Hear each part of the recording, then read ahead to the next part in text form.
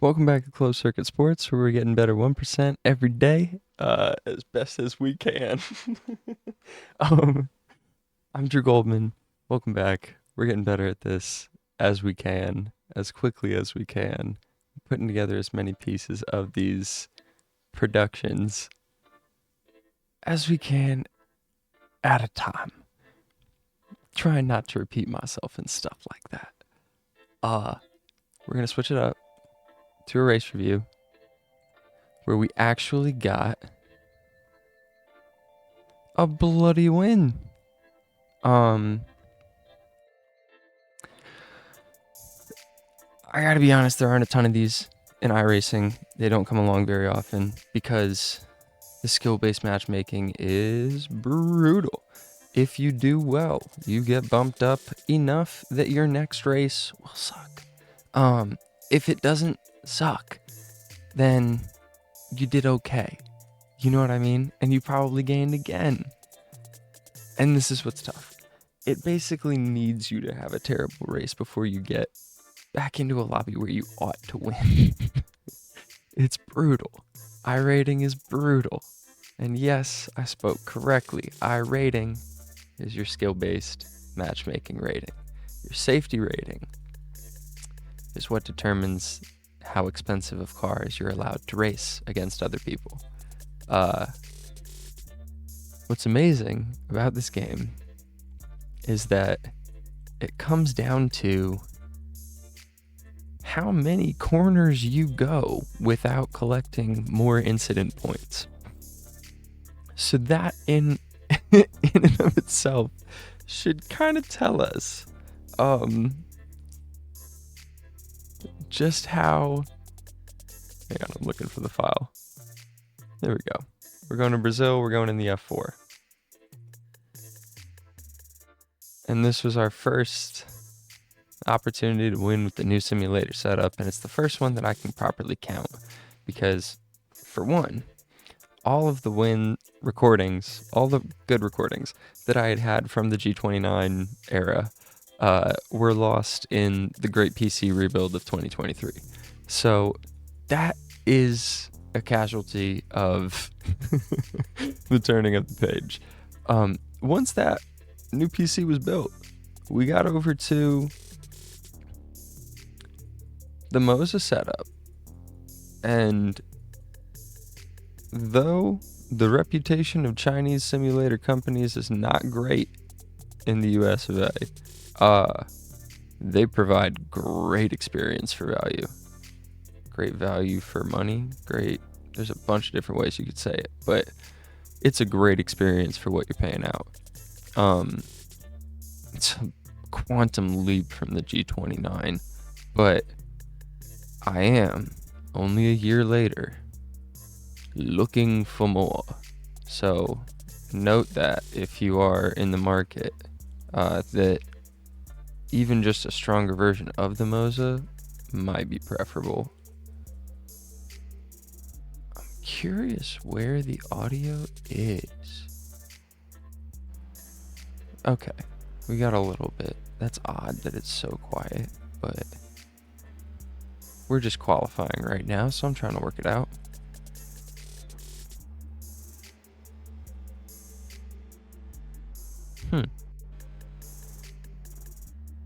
Anyway, I guess we don't necessarily need it.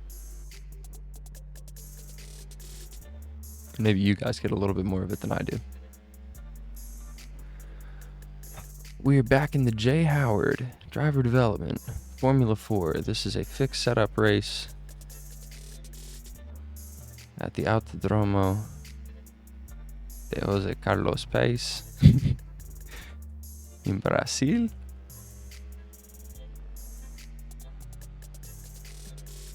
This is one of my favorite tracks on the F1 calendar. I can't quite articulate why, but it is. I think it's because it allows for creativity without really losing too much time. There are places you can make phenomenal moves here, and it gives you the width to do so. I think that's probably the best way to call it. We were absolutely still squeezing time out of these laps here. in the sense that I do not believe I had practiced enough. I just know this track. I love this track from the F1 games back in the day more than anything. So now that I know the F4 car pretty well, this was a pretty good way to put those things together and just like jump on in, have a little fun in qualifying and practice, and then we see how it goes over the course of 20 minutes. Because that is all that an F4 fixed race is 20 minutes. I'm definitely not using all of the track here. What's a lap here look like? Isn't it like a minute and a half? Let's sneak a preview at the end of this qualifying session, because I don't remember. Okay. The better lap is our first one, and yes, we do about a 136.8, which I know is atrocious compared to the esports kids. We're getting there. This was right around when I was learning how to actually apply what I was paying for from VRS.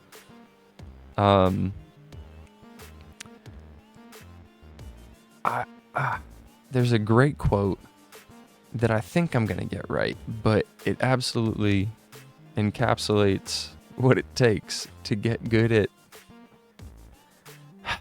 anything nowadays. Big wiggle, and that is the reason that we lost those 3/10 there at least. Okay, so it was down to one spot. All right. The quote went something like, "Players, when given the opportunity, will optimize the fun out of the game." Can't remember who said it. I believe it was some video game designer. I may be incorrect. But damn if that ain't my mantra right now with racing. Like, I need to keep actually putting in work in order to get better. And when I say work, I mean the unfun parts of racing. The parts where you're alone on a track testing.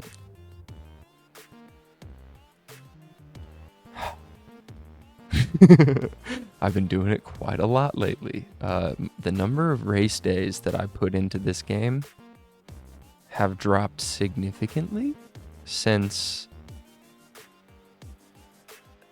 I got to about the top of what the R9 is capable of in terms of its strength and capacity and clarity of feedback and all of that.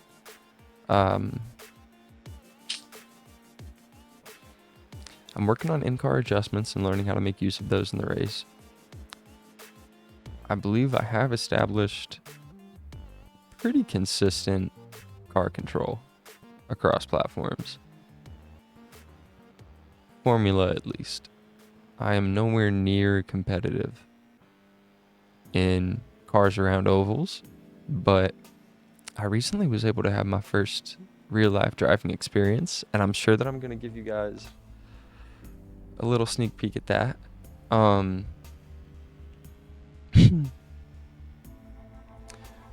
When I can get that video edited. I'm still very new to this YouTube thing. I'm trying very hard to climb that learning curve at the same time as I'm climbing this one, in an effort to hopefully launch a company so that I can get some proper sponsorship proposals out there to try and get at least a Formula 600 season going at some point soon. Those are the smallest race cars that I can call a race car because they got the engine right behind you and they got 4 disc brakes. It's a center seat go-kart, yes, but it is also the smallest proper single-seater. Whoops! Big spin. Regathered. Beautiful thing about the Formula cars is that they all do now have anti-stall, given that they are all dual clutch.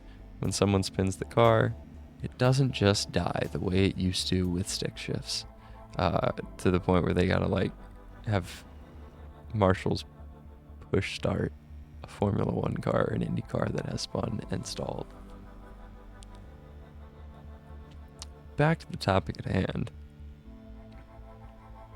There's a lot of balls you gotta keep in the air if you hope to eventually switch from simulator racer to real life driver.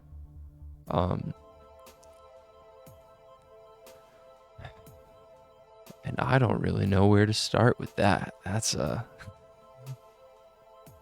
whole box of options we got there to talk from.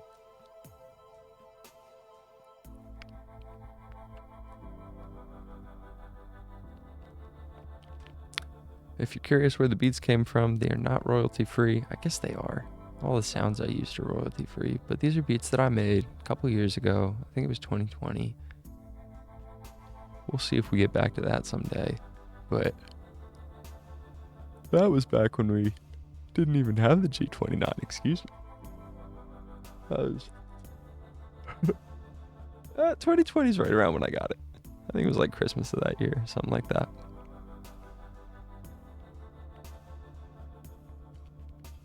Bought it for myself, mind you. But yes, I've gotten much better at giving myself birthday and Christmas presents as I've gotten older.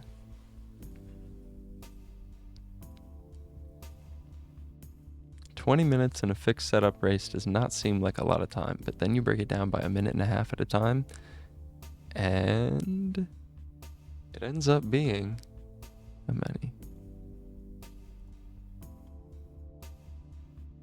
A 13-lap race.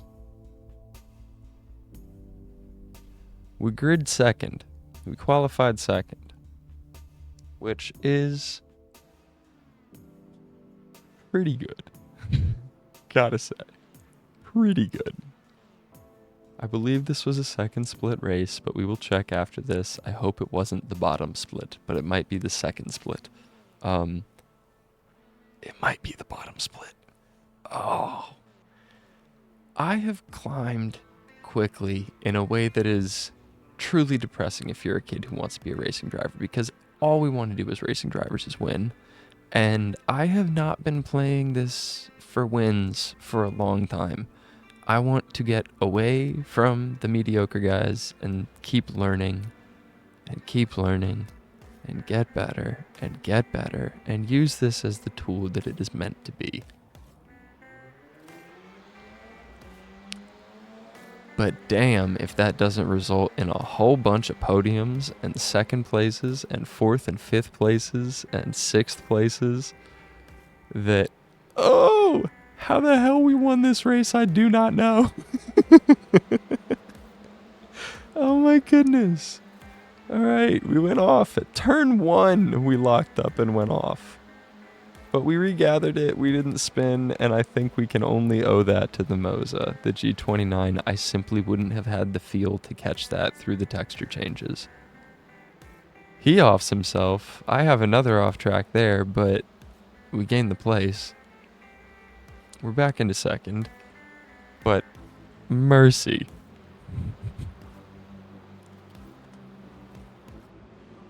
Alright, I kind of dig this angle. This is going to be fun.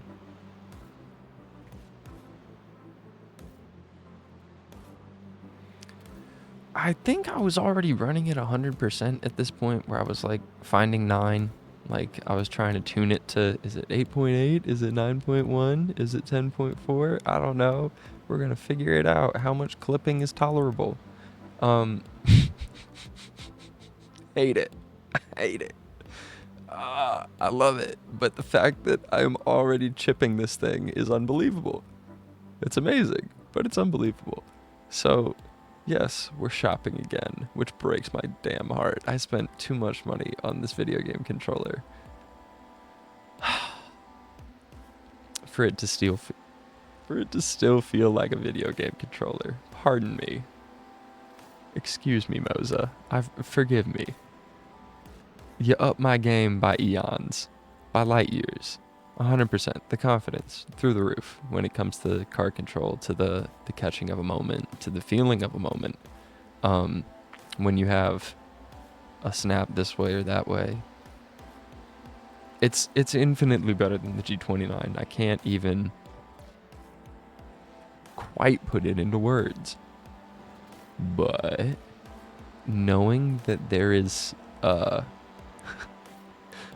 a wheelbase out there more than triple this strength makes me go, oh, yes.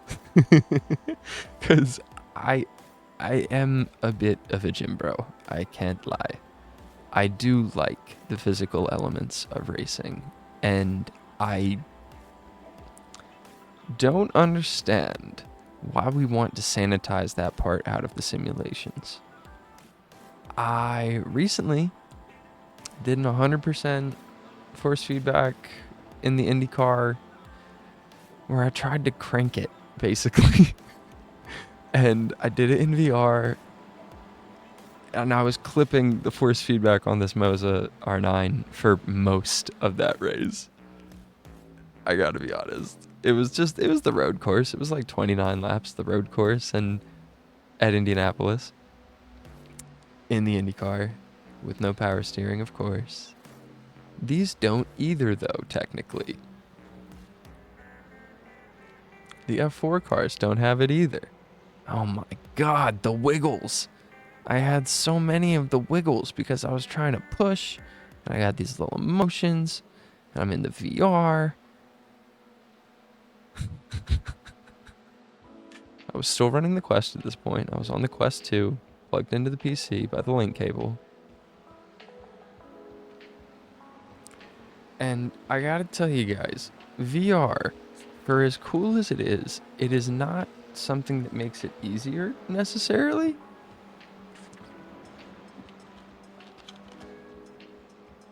When I started using it, it certainly made me slower, like without a doubt. Made the game harder, but that was because everything was moving. Instead of it being all fixed on a screen from a perspective that I think I can understand. It's another thing that has changed recently. All the FOV stuff like finally properly came into focus for me, where it's like, oh, I'm still too wide? Huh. And I just keep, I'm pretty much maxed out there. I gotta get bigger monitors if I want to get any better FOV at this point. But the monitors are great to be able to jump in and jump out.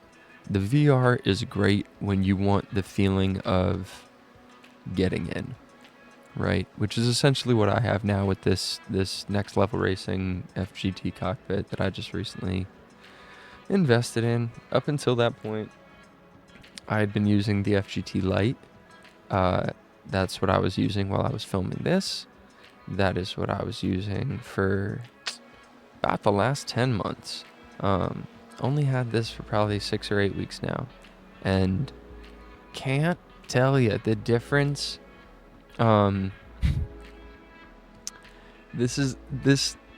chassis is what's allowing me to look upward when it comes to a wheelbase. The R9 was absolutely too much for the F-GT Lite to handle. It didn't bend it, but that chassis wasn't straight, I don't think. Once I installed the little base shakers, I had one in the front and one in the rear, 2 of those little Dayton pucks with their mounting brackets. I'd put on a couple of 2x4s and had used some license plate brackets to create seats, threaded seats in the holes that I drilled within the pipe of the F-GT Lite. I'll show you guys sometime. But that was my first little DIY project where I was trying to save some money and make my simulator better, and it worked. For probably half the price and with twice the resolution of the butt kicker, the speaker that no one wants to explain when they explain their rig. I'm glad that I haven't had to invest in one of those properly, just because I haven't heard it provides anything in particular besides feedback, right? The same kind of feedback that you can get from Dayton Audio with their little transducer pucks. I got the smallest ones, and they're great because I can run them upwards of 50% and not be shaking my rig. But I also like that level of tweakability. If you like more headroom on your speakers, they have increments that go the whole way up. The fact that we are on lap 5 and we're in third is puzzling to me. But these laps,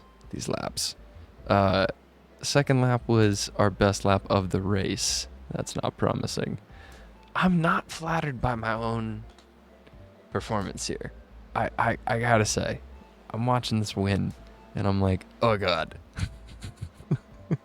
Like, it's in the title. I know it's coming. But, oof. There were so many mistakes that we managed to fight through. I can't even. I don't want to make excuses, because we are still very much learning. But boy, we've been around in this game for a minute, rocking a G29 for like 4 years, 3 years, 4 years. Trying to upgrade and squeeze the hell out of that device, but really just saving and getting my life together, gotta be honest.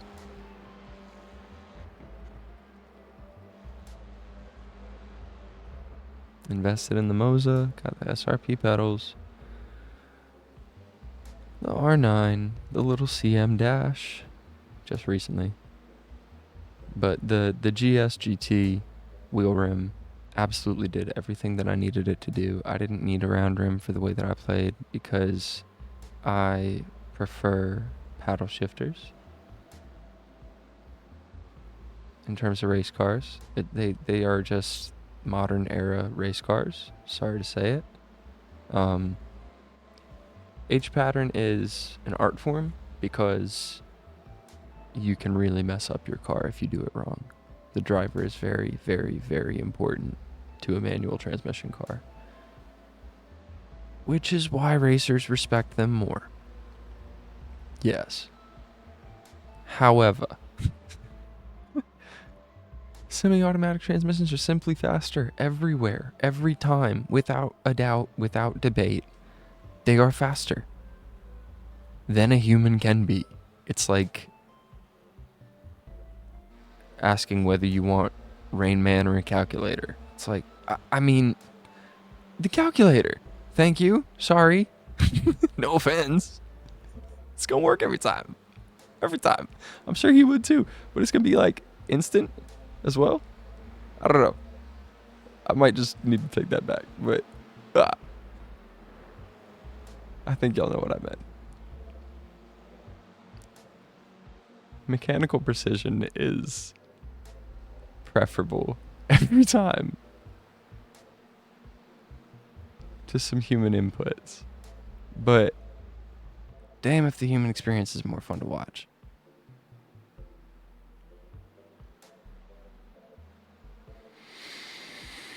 We're applying pressure to second place. Looking at the inside, can't see the inside.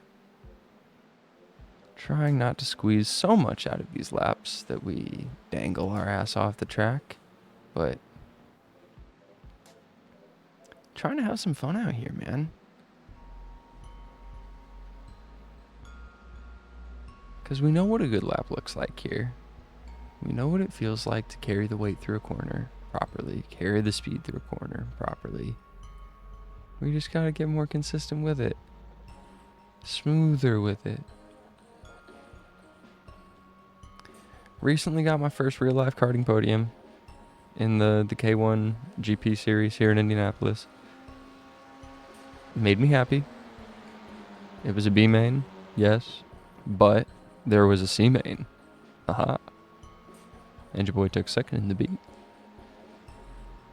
And just about a year and a half ago, I did my first one of those, and I didn't do another one for a year because it went that badly. Like, well, not that badly. I knew I needed to regroup before I attacked that kind of a championship again. it was a wake-up call. This little electric rental car series was an absolute wake-up call. And I had absolutely undersold the value of a championship like that until I showed up to one of those events, paid the $60 to get 2 good qualifying sessions in a feature race. Got him. He went deep.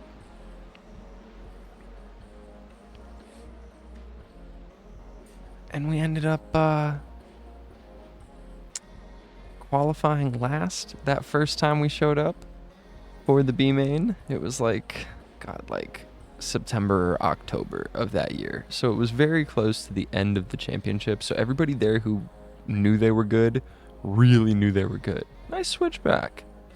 Really knew that they were good. I did not. I wanted to see what everybody else was up to, and I wanted to see whether I could stick with everybody, and I found out very quickly that I could not. I still had plenty of work to do. It was the consistency. It was understanding that I was making myself slower by overdriving the kart. I didn't know that I was overdriving. I thought I was driving hard. Not the case. Absolutely overdriving. Losing seconds. Not tenths at that point, but seconds. And had to keep practicing, truly. And keep learning. I think that's about when I bought... Ooh, there he goes.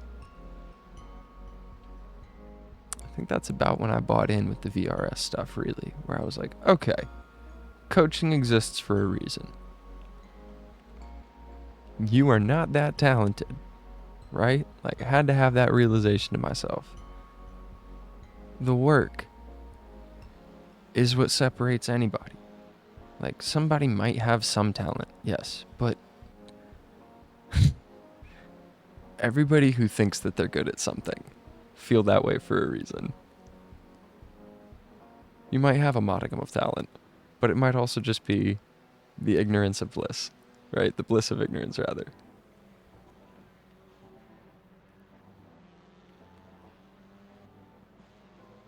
And it absolutely was for me with K1. I got cocked that first event. I didn't get lapped, thank God. It was only a 16-lap race, but a 25-second track. They were gaining. It was not fun, man. It was really, like, kind of gutting. And I got to see somebody else going through it very recently. This little 18-year-old kid who just pulled up a couple of times, named Juan. And he is not bad.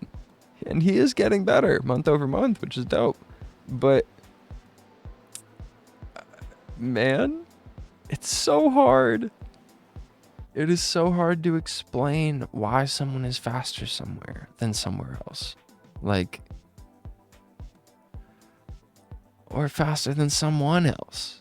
For example, there are a couple of guys at that kart track, and girls for that matter. I think this is about where we take the lead because there was an incident. An incident. Yeah, I think that was for the lead. Because I don't know who homie over here is.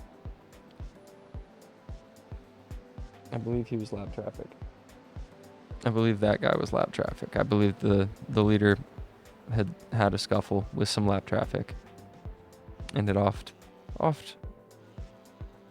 to the track with a little bit of company. And so now, on lap 11, we lead. And that is essentially how iRacing wins come to be. That's how an iRacing win is born. You just don't mess up when everybody else messes up, or you minimize your mistakes to a point where at the end of the race, one of them, or rather, your mistakes, total sum less than theirs. I think y'all knew what I meant.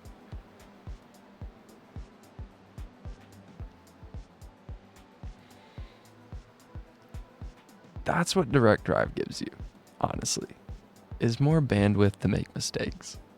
And that is why you shouldn't do it too early. You have to understand principles first so that when you feel the things, you actually, rather than falling in love with the feeling of, like, for example, understeer. I'm a very understeer-oriented driver. I love watching Checo Perez. I think he is a master of feeling the front tires into a corner. I truly do play the F1 games mostly that way. I know that it is a crutch that is taking tenths away from my potential times. I know that Max doesn't do it like that. And there's a reason that Checo is where Checo is and Max is where Max is. Enough said. But doesn't mean Checo isn't still my favorite driver, because he totally is.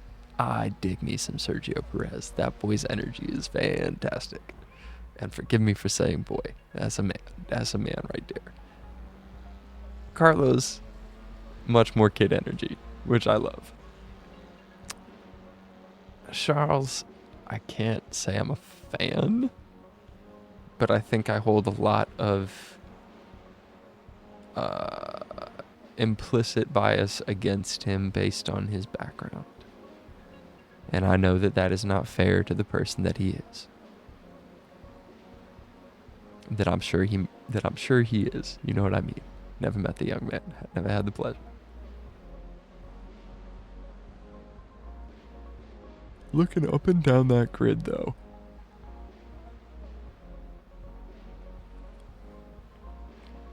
Gotta say, Lando's scary. He's about as good a sim racer as Max is. Not quite the robot yet, but he's got a little bit more personality. I wonder whether that will hold him back or whether that will work in his favor. Good for him, though, getting that first win. Monkey off the back. I was very happy to see him win in Miami, man.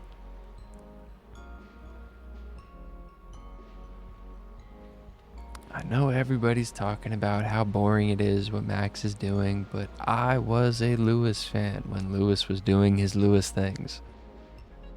And as a kid, I had heard legend and heard tell of Michael Schumacher, the great one. The Michael Jordan of Ferrari is basically as I learned about him as an American kid, knowing mostly Jeff Gordon and Dale Earnhardt Jr. in that era of NASCAR. The only F1 driver who I knew. Until Fernando Alonso really came along to IndyCar, was Michael Schumacher. I found out about Senna far later. Senna was just before my time. Much like Dale Sr. I do not have any real memories of watching Jeff Gordon race against Dale. I mostly got to watch Gordon versus Dale Jr. I'm sure there's one or two that I gotta see. But I'm a 96, baby.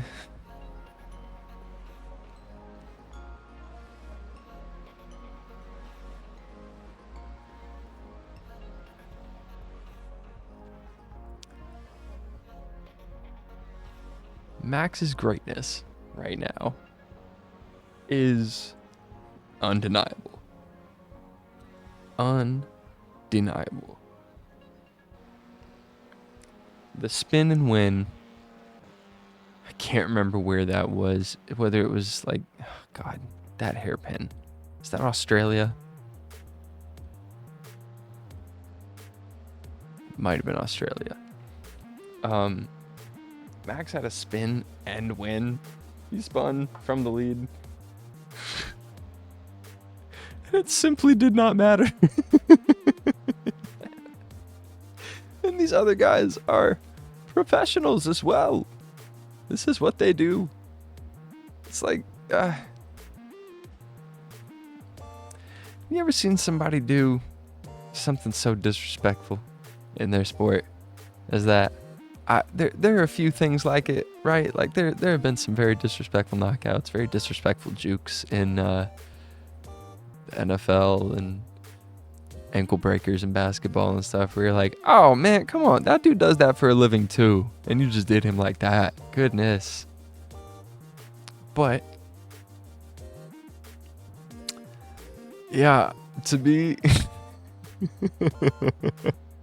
cooking your competition to such a degree that you can just pop a 360 like you're a skateboarder. Oops.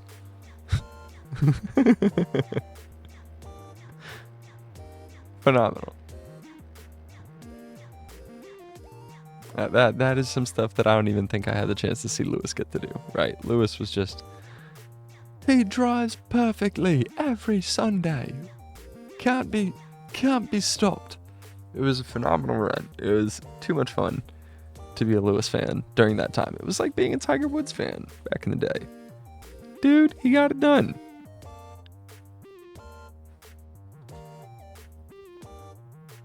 Every time he got it done. The consistency of excellence was remarkable.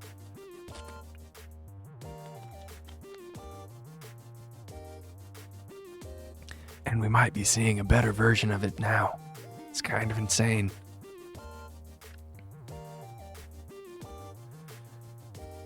I hate that we didn't keep getting better over the course of the race. I like when my fastest lap is like down here. And they keep doing the tick, tick, tick, tick, tick on the way down. That makes me happy. But in the race is not when it's supposed to do that. It's still really early for that to be their fastest lap, though. We developed some more consistency since then. This was back in September 2023. But this was our first win with the Moses setup, so we were still very much getting acclimated. Because this was September, I might have been 3 months into having this. Excuse me. I believe I bought myself this as a hell of a birthday present. It came after my birthday, but it was about that time. Let's do one where we make up some places, because I don't think we've taken a look at that yet, but... No, we did the VIRs. Ah, okay, hang on.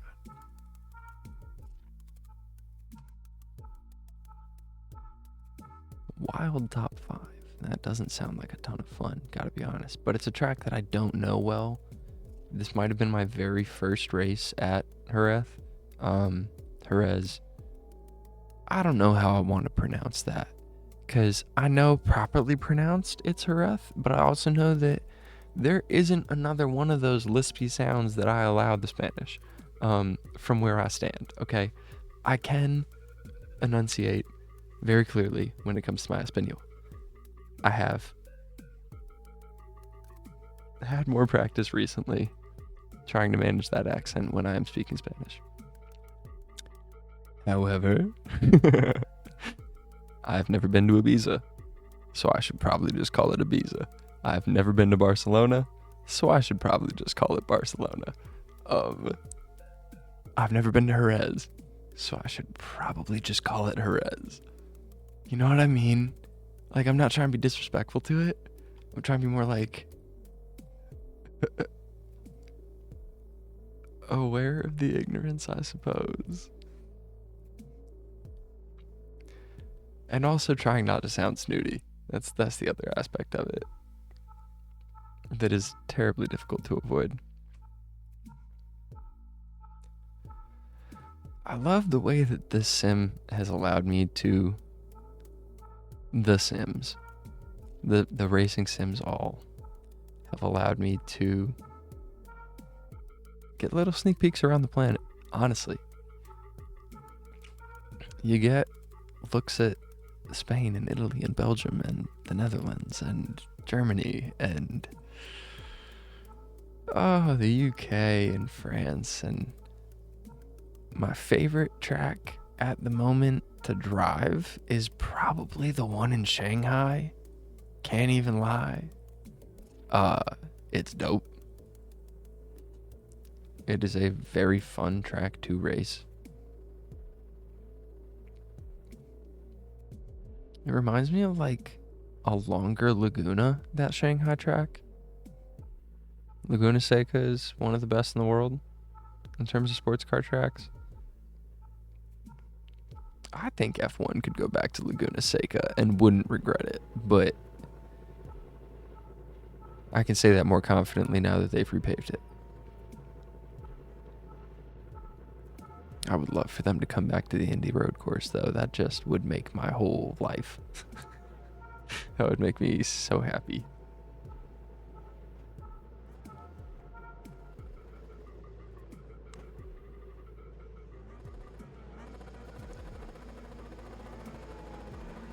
Let's see what kind of start we got here. Oh, terrible. Terrible. Oh my goodness, all the way to the back. Not ideal.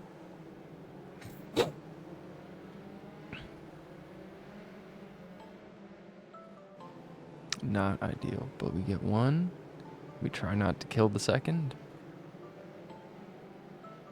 Stay on the inside. Nope, we slip in behind the red guy.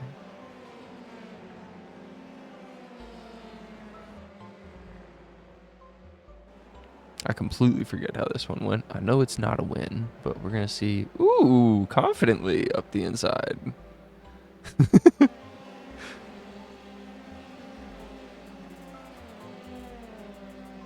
Those are nice. Those moments are always nice.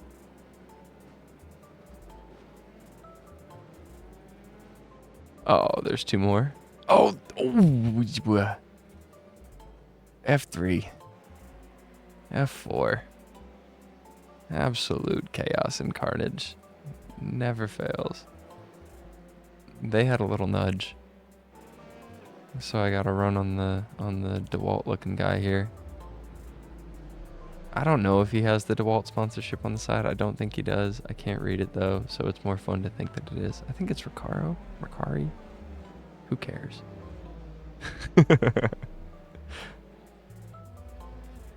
It looks like the DeWalt car, so I'm going to call him Matt Kenseth.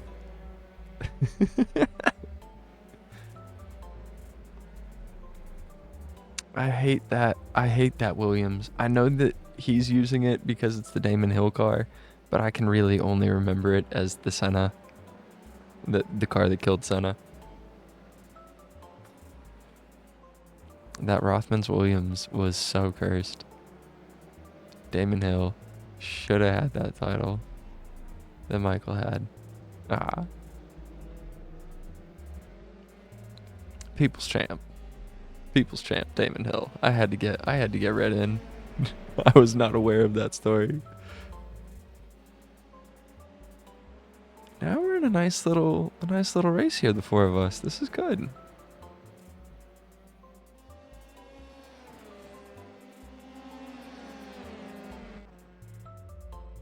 Uh-oh. What happened? Oh, God. Oh, no.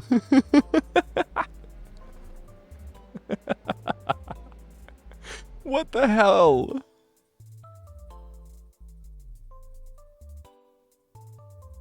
All right.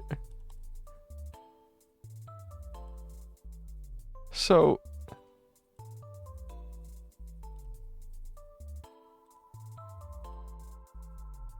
what in the world?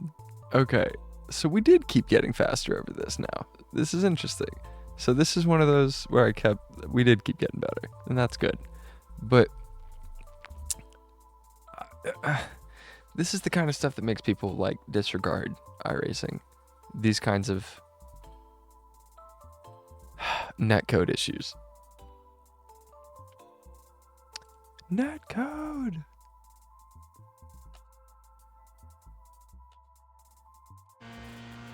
And, okay, everybody has disappeared, meaning something is wrong with my connection. But when they all came back, I was inside him. Good God. Did damage to him, suffered no damage. Now, I can't, like, just take responsibility for that in the sense of, like, I didn't know where he would be. I was guessing. I was trying to take the corner as I would take it if I was going as fast as I could. I wasn't trying to take the corner cautiously because I don't know where he's going to be. I don't want to slow down to the point where I put somebody else into me. And I do regret the contact, but I can't avert it if I can't see him. So I was glad that it didn't. I drove the next lap like, do I have damage or not? Like, what just happened? Because it gave me the full 4X like I had damage, and it spun him and broke his wing. Like I had hit him or like he had hit me. But I kept feeling to see whether the car was dragging one way or another. And when you can't identify a pole one way or the other, and you start to set it back into the tires, you start to trust the car again, and we continue on. And we feel bad about it, but we try to brush it off. There are moments like that that happen in iRacing that just make you go, I don't want the get out of jail free card. I wanted it to work, but also that was bogus, right? Like, I have two minds about it. Because in racing, there are incidents. There are unavoidable incidents sometimes. There are faults that really weren't the driver's fault. And everybody goes, oh, he blew up his engine. And he's like, no, the engine blew up. And they're like, yeah. And he's like, no, really? And there's nothing you can do as a driver. But, like, just very disappointed. Disappointed for the team. Disappointed for the sponsors. We're gonna try and get back out there. Like, you gotta do the quarterback speak. You gotta do the quarterback speech. And nobody wants to. After something like an engine failure. Or something like God getting hit from behind. Like we were just talking about. Poor guy. I didn't do it. That's what's so weird, is like iRacing did that. But I don't want to like forgo it. I just don't know what I should have done. Cause like, what am I supposed to do? Pull off to the side of the road until everybody pops back into existence? No, they're all still driving. I just can't see them. They're just invisible. So what am I supposed to do? Go as fast as I can and see what happens when you come back into... I pop back into existence in their reality and they pop back into mine. Jeez.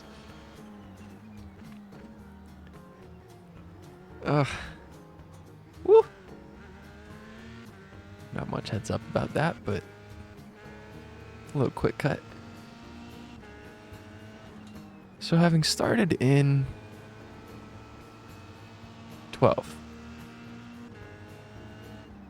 Did we really only start in 12th? Alright, we started in 12th. We slid to the back, and we're up to, I think, 9th now, with that last guy having just... He took his time spinning, too. He was spinning and spinning and spinning. Wow. I hate those as a driver. Those slow spins where you're like, no, and you're going. You're just, it's spinning for seconds and seconds. Oy vey. Slow spins are the worst.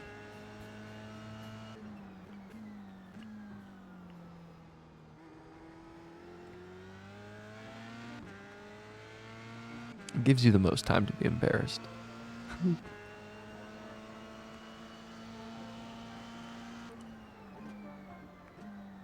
We haven't chosen to use the cockpit cam very much, but I'm choosing to now to try and see the inputs a little bit better, because I was still definitely choppy at this point, but I was trying to learn from what I had had with the G29 and how to use the additional strength, the 4x strength of the Moser wheel. It is for real like having 4 of the Logitech G29. The G29 gives you 2.1 Newton meters of torque, which is about 1 pound-foot of torque. So it's low enough that like little kids can play. You know what I mean?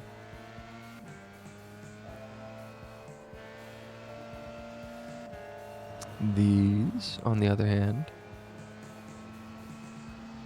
come with a plug in the back so that you can have an emergency stop button. Like an elliptical or some shit. So, yeah, I would not advise allowing a little kid to use the Moza R9 without turning it down significantly. And, you know, not caring if they beat it up a little bit. I have been delicate with this thing, aside from the motor. Not many complaints in terms of build quality. I love the Alcantara, but it's not practical. I wouldn't recommend the Alcantara on the grips. I would recommend the leather. Just because it allows you to play without gloves.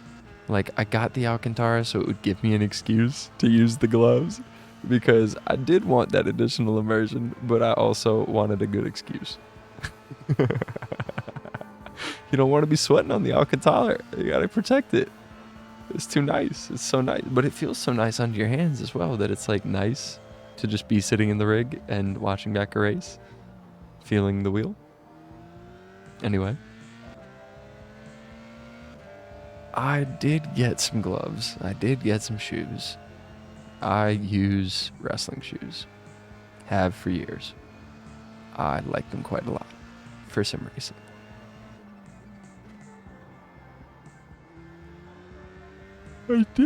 I did wrestle in high school for a year.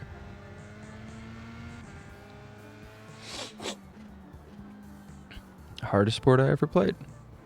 Can't even front.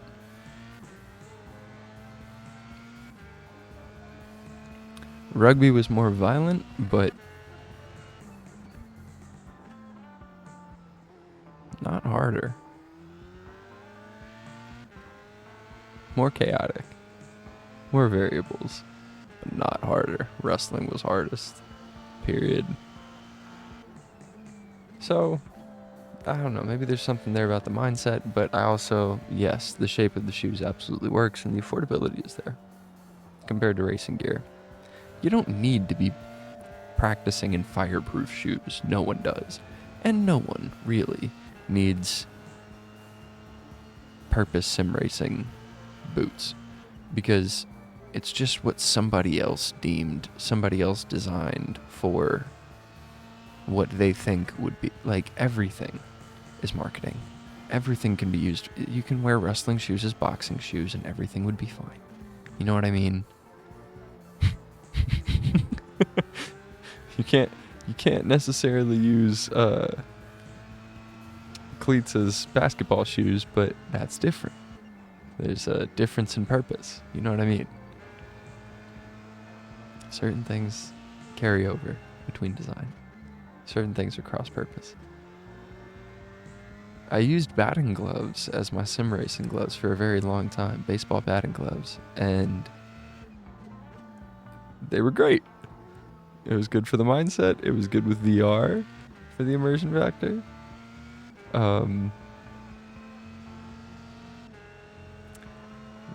When I finally got some real racing shoes, some real racing gloves, I did so because I thought they would motivate me to look forward to getting a license.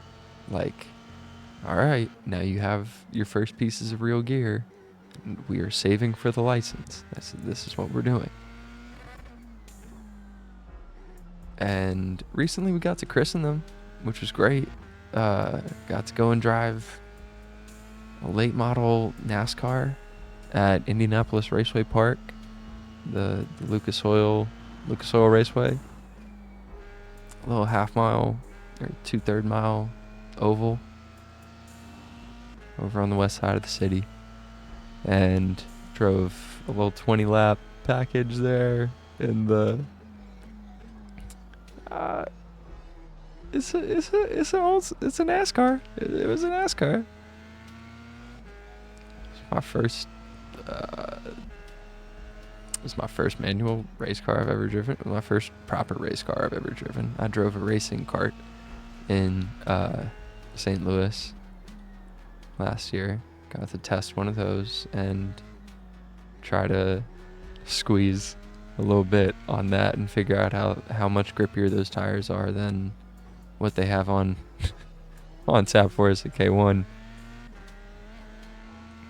Feel the torque and all that of an LO206. It wasn't an X30, it wasn't a shifter, it was an LO206, and I was still super impressed because I was able to push the tires in an LO206.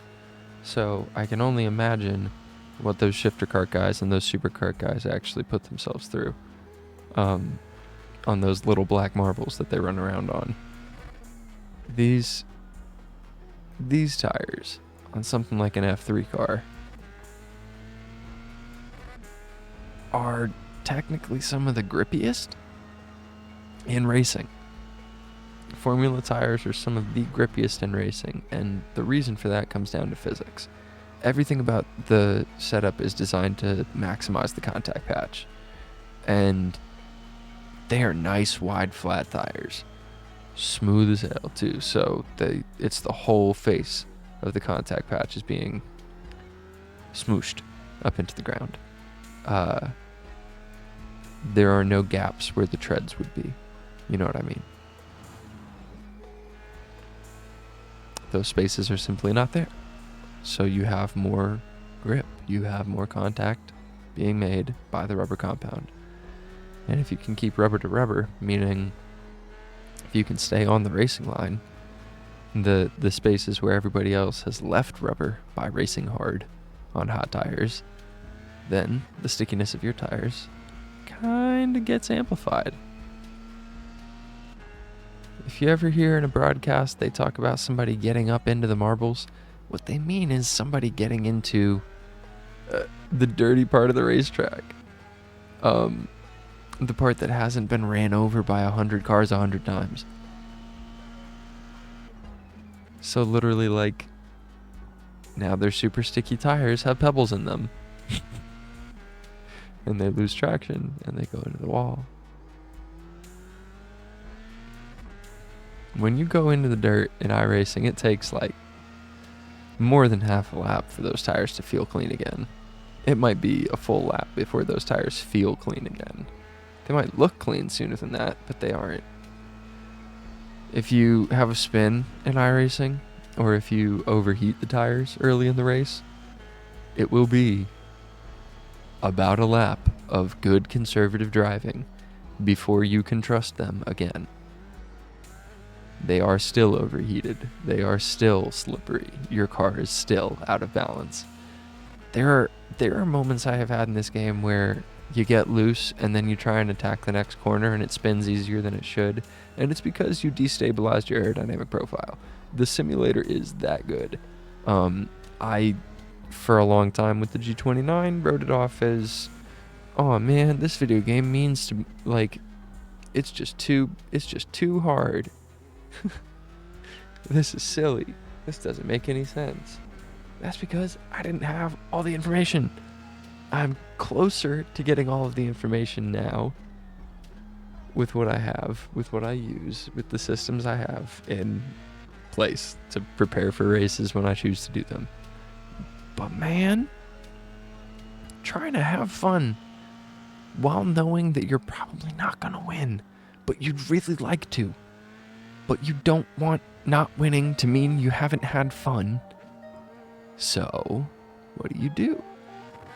You don't practice as much as you should, so that you get to play the game of figuring out the track. And that has been my Achilles heel when it comes to racing, is that I haven't found all of the time before the race starts. Like, ever. And if I have found all that time, I have rarely been able to put it together into a qualifying lap of that caliber. If I do, excuse me, and I take a pole position once in a while, I can't convert from pole. I can't tell you what it is. That kart race I had, that podium in the K1 GP just recently in the B main, took pole position of the B main, and I was like, God damn it, it's everywhere. Like, I can't not end up in a B split attacking for a podium in a B split. Like, that seems to be where I belong right now, and it is an improvement from where we were. We went from the bottom of the bottom to the top of the middle, and I am not mad at it, but I'm frustrated that it's still where we are, if that makes sense. We're making moves, we're making progress. It's just happening slow and steady.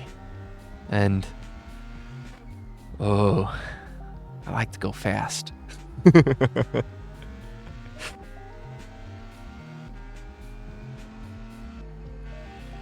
started on pole, we took second.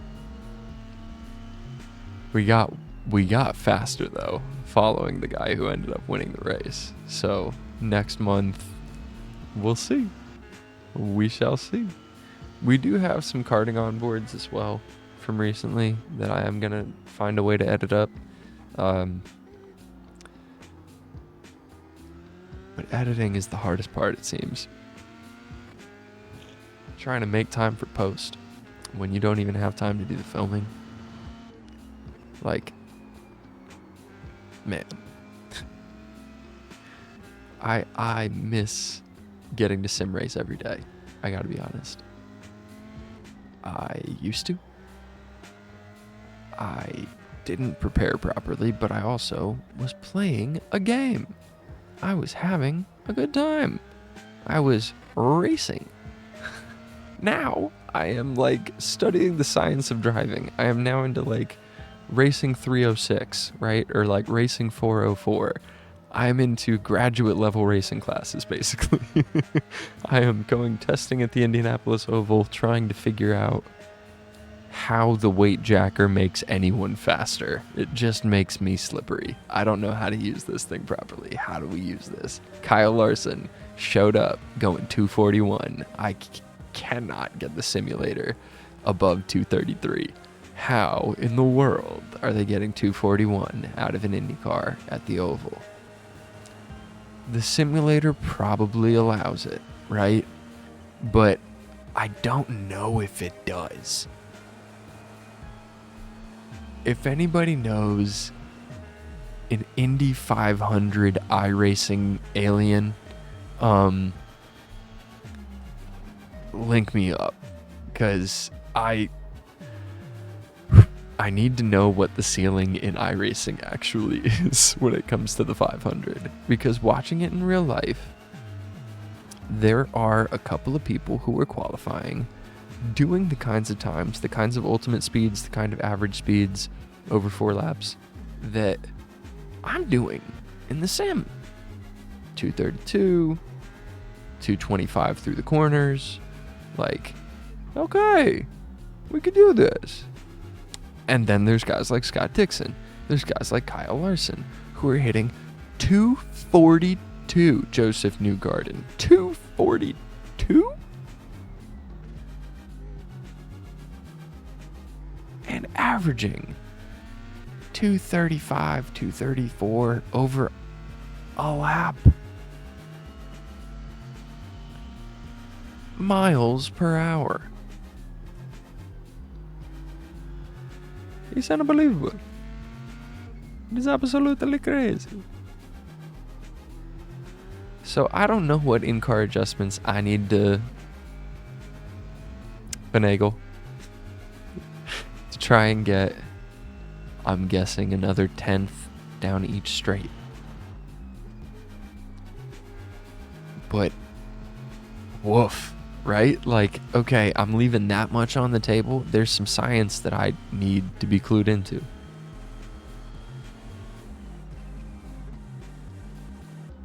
But I'm willing to do that work. I'm willing to do that research and try and really learn how to feel it. Rather than just continuing to overdrive it and conceding to the fact that I scrub off like 10 miles an hour when I take those corners. I go from like 232 down to like 222, 224, 225, right in there. Depending on whether I nail it or whether I'm really cooking the tires on this lap or whether it's qualifying or... Oy vey. I do love the 500, but it's an absolute slot machine. They're absolutely right about that. If you can show up having prepared and perform at a consistent level, lap over lap, like within tenths of yourself, you know that you did all the work you can do in terms of representing yourself well at a race. But when somebody else is consistently doing laps quicker than you in the same machinery, quote unquote, you gotta ask what they're doing different.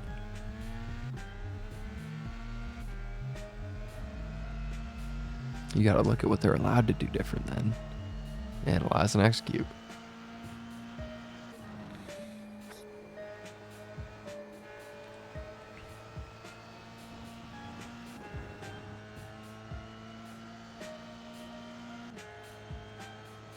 This battle's been going on for a minute now.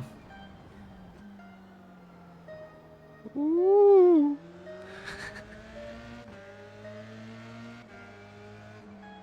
Ah.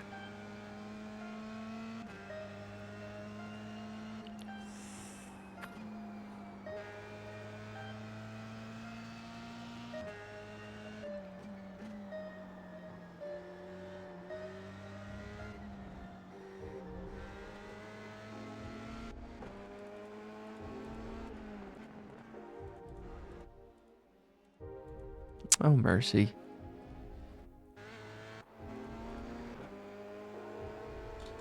I want the one that shows you the wheel. Where's the roll bar? Oy vey. Doesn't show you the wheel. Okay. We actually got that battle and I was fucking with the camera. Excuse me.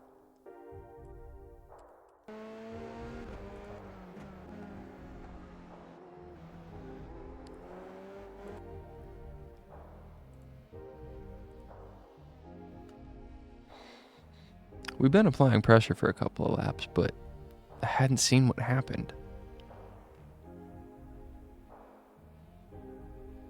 I was too busy trying to find that roll bar cam, but it was like zoomed in too far. That was weird. Normally it shows the wheel with the dash and everything. We attack the outside, we don't get it. At the next one,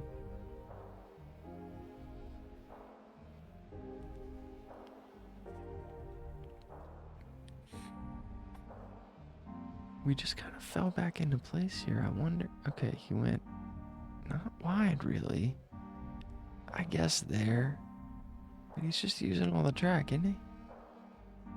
No, he must have lost some traction, or that was the end of the race. That might have been the end of the race. No, not at all. I wonder what happened. I really wonder what happened there.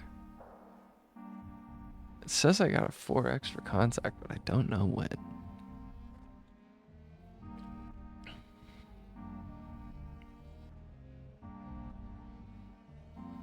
I was watching. I didn't see that pop through.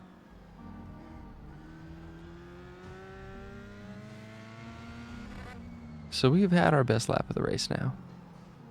And we have taken... 5th place. If you remember how bad our start was, that's pretty remarkable.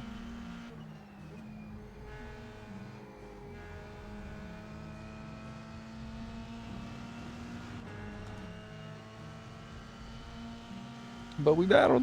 We battled. At a new track. A track that we're having fun squeezing tenths out of. That was really what got me hooked to not just iRacing, but sim racing generally.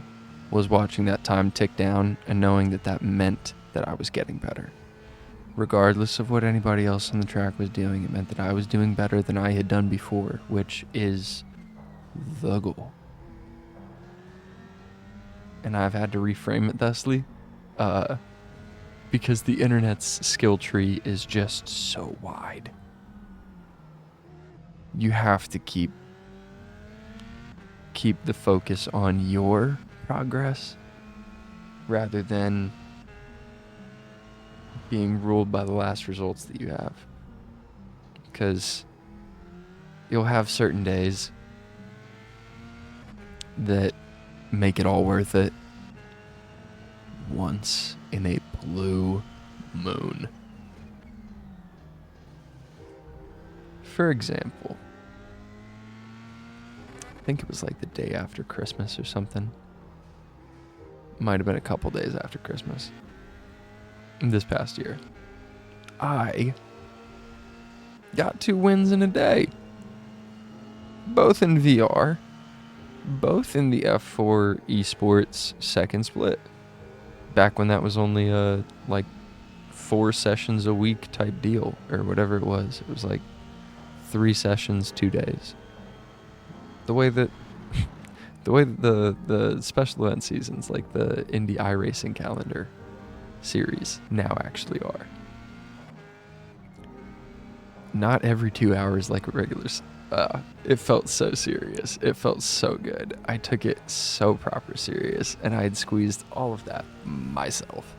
I did not have VRS to help me with that, and it felt really good getting both of those wins. And the second one was a spin and win. It was a spin and win in the second split. I knew that I hadn't just won an F4 championship or nothing, but I went upstairs, I high-fived my family, I don't know. It was dope. It was a ton of fun. White flag. Those moments, winning 2 of those identical races at the same track in the same day, I was like, okay. Thank God. I would never have been able to do that on the G29. And that isn't me saying that the Moza made me faster. It's me saying it allowed my skill level to increase proportionate to the work that I was continuing to put in. I think I'm hitting that ceiling again. And I'm beginning to feel the spaces again where that could be better, and this could be better, and that could be tighter, and this could be heavier, and that could be lighter, and this could be, cleaner, right? Like, I really like the quick release, but it's not a 22-bit absolute encoder. It's not a 27 Newton meter direct drive. Like, man, that Asetek Invicta looks like the new gold standard. With something like the Leo XZ, XF1, 3K, the USB one, that looks ideal. Throw in some P1000 pedals from SimMagic with the haptic motors, and you got yourself an actual simulator, an IndyCar caliber simulator.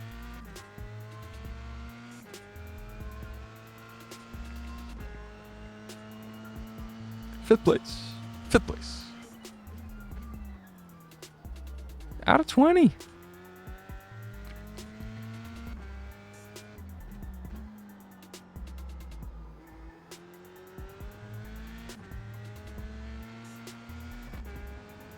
A good race. A fun race. Ooh, we did identical laps back to back. That's pretty cool. To the 1000th. Neat.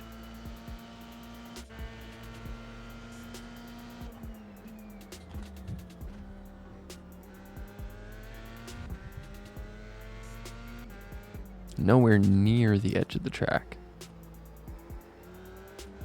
We're just going to do a quick little breakdown of our fastest laps and see where we were leaving it on the table. Nowhere near the edge of the track.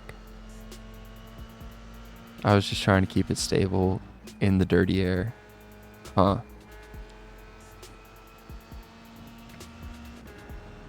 No, I still didn't know where the limits actually were. Okay, I get it. There's studying that I do now when it comes to where track limits are that I was not yet doing at this point in time. Man, I really tried. I don't know whether I was trying to attack or whether I was trying to survive there. I think that might have been a, whoa, dude, kind of moment. And him cutting off across was more of him going, no, stay. I am surprised that he like pulled over the way he did though. Yup.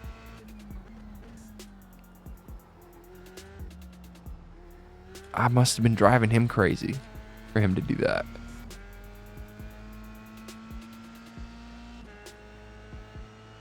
Felt good though. We went deep there. I know that didn't look like we went deep, but there was still space on our left that we could have taken that would have allowed us to carry more through. Same there. Could have stayed further left without going off track.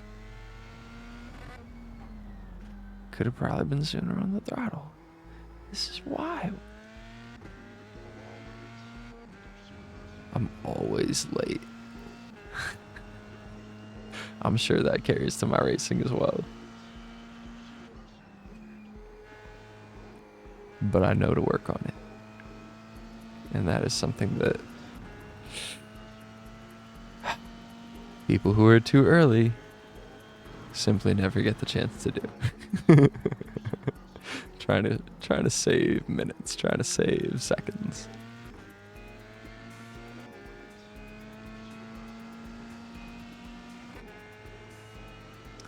I feel like we took that the wrong way, but we shouldn't have. Damn.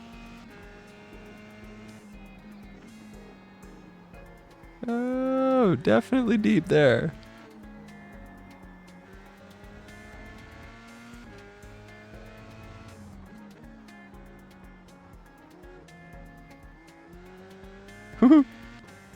Those sausages are spooky.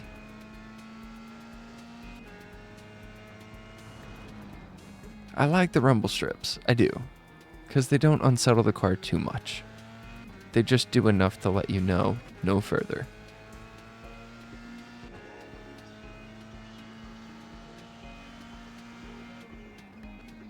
The sausage curbs are absolutely terrifying the way they unsettle the car. And the gravel is just an absolute traction delete when you run across the gravel. It's like as bad as the grass, if not worse.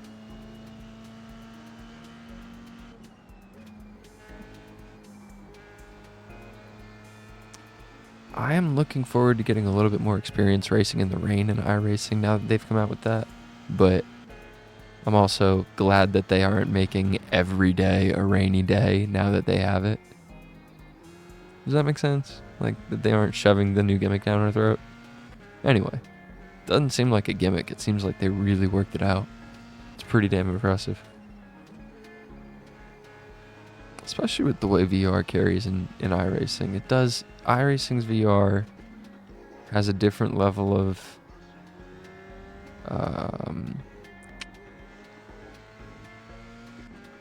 I guess accessibility is the best word, but like compatibility, simplicity, like it just works in a way that R Factor 2 simply does not, in a way that Assetto Corsa oftentimes even does not. It just works. I thoroughly enjoy it. Alright, that's plenty of Jerez. But that was pretty good. That was rather encouraging. Did we really end up all the way at the back there at the beginning?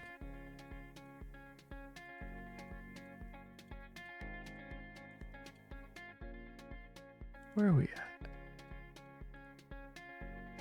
Wait.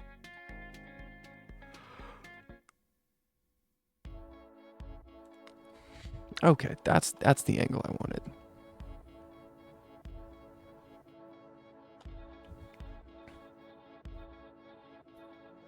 It said we started 12th.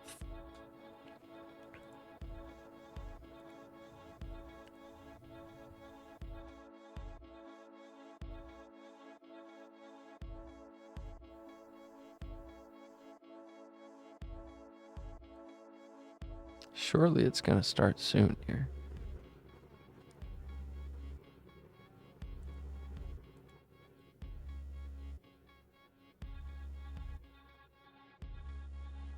Oh.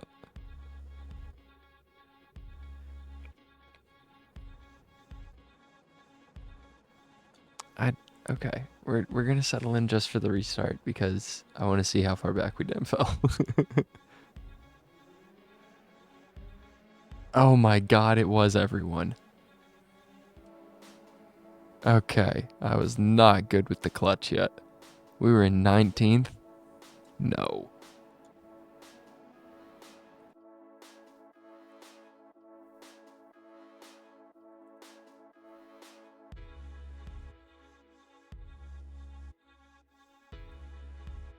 Okay. Yes, 19th. Everybody else was started. Oh my goodness gracious.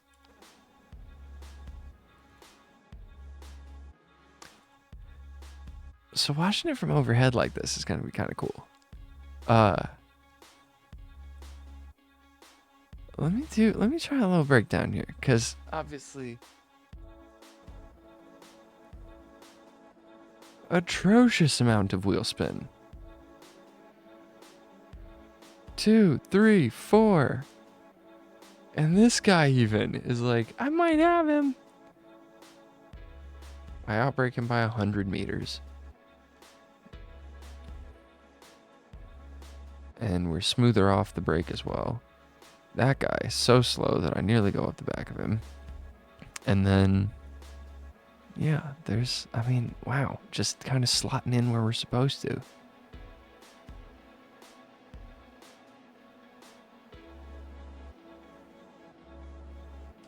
Confidently up the inside.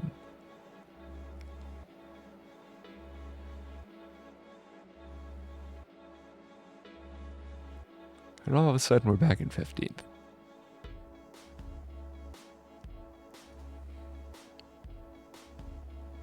And then a 3-car pile up. 4. And at the end of this lap, we're going to be back, I think, where we qualified.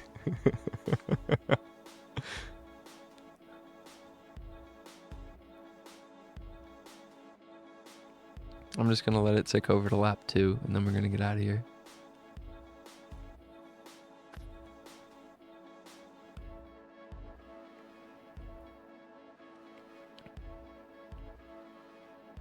From this angle, they really do look like slot cars. It's kind of cool.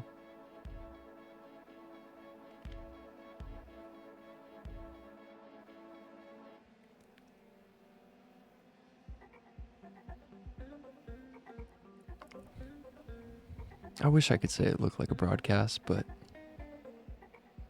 no, it looks more like Hot Wheels. What the hell? We were already up in 9th. We qualified 12th. What the heck? Okay.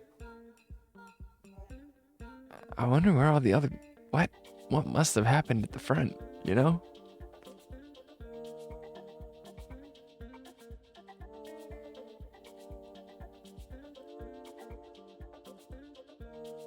I don't know what we might have missed.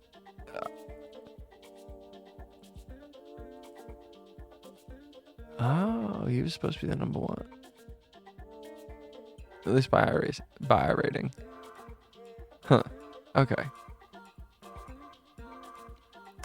Huh. iRating, 5th. Finishing position, 5th. That's always cool. 2, 2, 4, 1. 8, 3. Good for you. But also graded 2nd. Good for you. Okay. These two were like in the distance. Out in the yonder. Good God. 21, 29, 36. And there's the gap at the end of the race. These two were only separated by 5 seconds. And this guy came from 14th? What the hell? Should have been watching him. That's some main character energy. Shit. Way to go, Michael. Good race.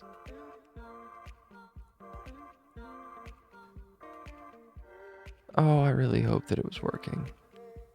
Oh, I really hope that it was working. We'll get back to it, but I just had a little cut that showed you like black screen. I really hope we were filming. Anyway, thank you for joining me on tonight's episode of Closed Circuit Sports. We will be back hopefully sooner than later with some breakdowns of real helmet cam stuff, real top of the car type stuff, and of course more of these race breakdowns talking about the real world of racing, talking about applying what we learn from the simulator, and bringing this thing to life, man, as best we can. So everybody else out there dreaming, I'm gonna stop, can't stop, won't stop. Peace. See you guys later. Take care. Peace.